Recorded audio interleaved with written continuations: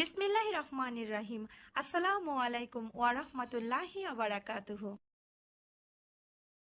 ঈদকে ঘিরে মুখরোচক খাবার দাবারের আয়োজন কোনো কমতি থাকে না। প্রায় প্রতি বেলাতেই কম বেশি ভারী খাবার খাওয়া হয়। তবে যত ভারী খাবারই খান না কেন, বোরহানি ছাড়া কিন্তু চলেই না। বোরহানি হজমে সাহায্যকারী পানীয় বিশেষ। আবার প্রচণ্ড রোদ থেকে বাড়িতে ফিরে সারা দিনের ক্লান্তি দূর করা যায় এক গ্লাস বোরহানি খেলে। বোরহানি এমন একটা জিনিস, শুধু ঈদ না, যে কোনো অনুষ্ঠানে অতিথি আপ্যায়নে অথবা গরমের ক্লান্তি দূর করতে কিন্তু ঠান্ডা ঠান্ডা বোরহানির কোনো তুলনাই হয় না। বোরহানি কিন্তু আপনি তৈরি করে নর্মাল ফ্রিজে 7 থেকে 8 দিনের মতো রেখে খেতে পারবেন।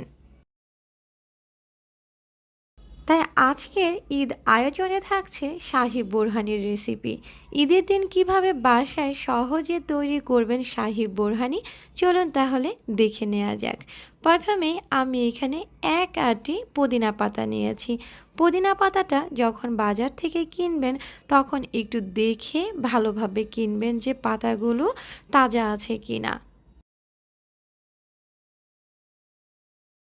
আজকে আমি বোরহানিটা তৈরি করার জন্য 20 টাকা দামের 1 আটি পুদিনা পাতা নিয়েছি।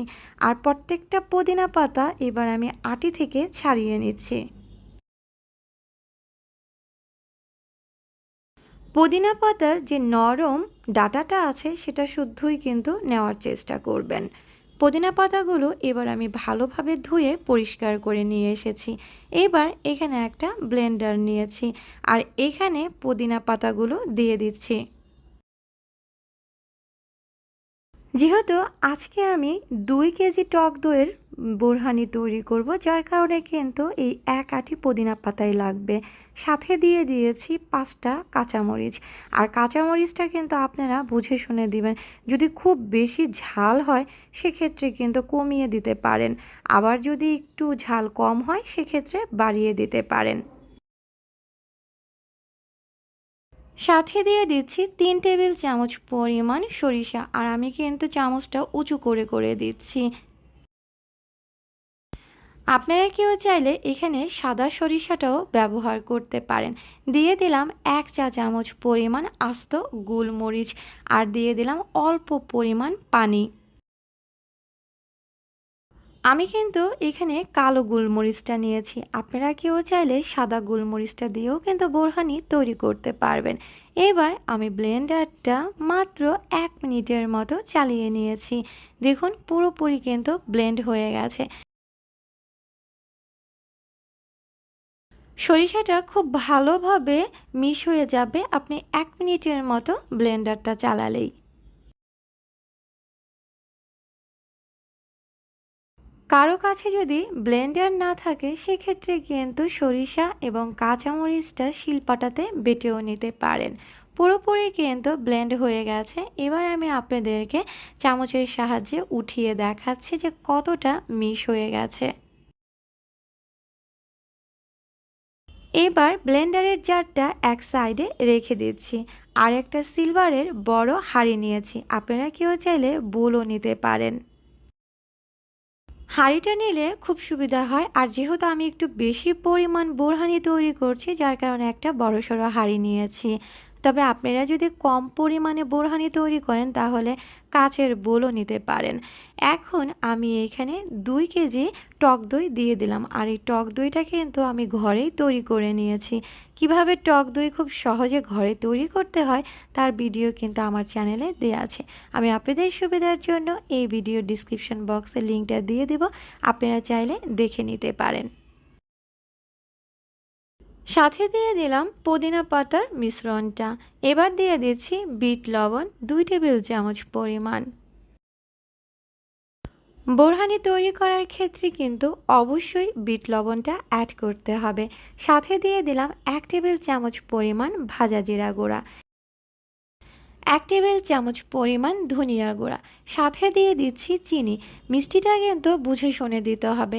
আমি এখানে 4 কাপ পরিমাণ চিনি অ্যাড করেছি। সাথে দিয়ে দিয়েছি পিঙ্ক সল্ট। আপনারা কেউ চাইলে কিন্তু সাধারণ যে লবণ খাই আমরা সেটাও অ্যাড করতে পারেন, কিন্তু আমি এখানে পিঙ্ক সল্টটা ব্যবহার করেছি। ব্যাস হয়ে গেল। অল্প কয়েকটা উপকরণ দিয়েই খুব সহজেই কিন্তু বোরহানি তৈরি করা যায়। আর বাবুর্চিদের চাইতেও অনেক বেশি সুস্বাদু হবে আপনারা যদি ঘরেই এই বোরহানিটা তৈরি করেন। এবার আমি একটা হ্যান্ড ব্লেন্ডার নিয়েছি। যাদের কাছে হ্যান্ড ব্লেন্ডার না আছে তারা ব্লেন্ডারও করতে পারেন। আর সবচাইতে সহজ বুদ্ধি, যদি কারো কাছে ব্লেন্ডারই না থাকে তাহলে ডাল ঘুটনি দিয়ে খুব ভালোভাবে ঘুটে নিলেই হবে।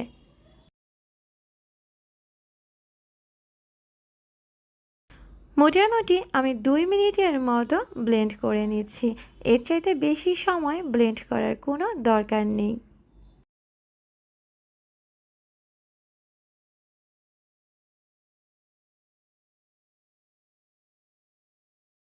সবগুলো উপকরণ কিন্তু খুব ভালোভাবে মিক্স হয়ে গেছে আর দইটাও কিন্তু ভালোভাবে ফেটানো হয়ে গেছে।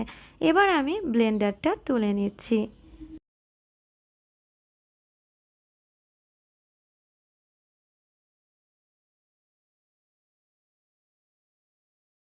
একটা চামচের সাহায্যে আমি আপনাদেরকে নাড়াচাড়া করে দেখিয়ে দিচ্ছি। এখানে কিন্তু এখন পানি মিক্স করতে হবে। পানিটা মিক্স করবেন আপনারা কে কীরকম ঘন বা পাতলা খাবেন সেই অনুপাতে। বোরহানি কিন্তু খুব বেশি ঘন খেতে ভালো লাগে না, আবার খুব বেশি পাতলা খেতেও ভালো লাগে না। আমি 2 কেজি টক দইয়ে 2.5 লিটার পরিমাণ পানি অ্যাড করেছি। পানিটা দিয়ে এবার ভালোভাবে নাড়াচাড়া করে মিশিয়ে নিচ্ছি। এখানে আমি ঠান্ডা পানিটা অ্যাড করেছি। বোরহানিতে কিন্তু অবশ্যই ঠান্ডা পানিটা দিবেন, না হলে নর্মাল পানি দিয়ে বোরহানিটা তৈরি করে নর্মাল ফ্রিজে রেখে ভালোভাবে ঠান্ডা করে নেবেন। কেউ যদি চান তাহলে কিন্তু এই পর্যায়ে আপনারা বোরহানিটা খেতে পারেন, তবে বোরহানিটা কিন্তু না ছেঁকে মোটেও খাওয়া উচিত না। এবার আমি বোরহানিটাকে ভালোভাবে ছেঁকে নেব। আর অবশ্যই কিন্তু মিষ্টি এবং লবণটা দেখবেন যে ঠিক আছে কিনা। যদি ঠিক না থাকে তাহলে এই পর্যায়ে অ্যাড করে ভালোভাবে মিক্স করে নেবেন। আমি একটা জগ নিয়েছি আর একটা ছাঁকনি নিয়েছি।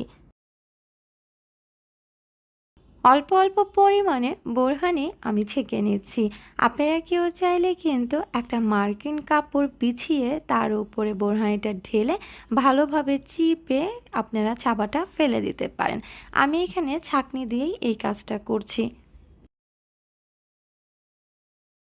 বোরহানিটা যদি আপনি মার্কিন কাপড় দিয়ে ছেঁকে নেন সেক্ষেত্রে কিন্তু বেশি ভালো হয়।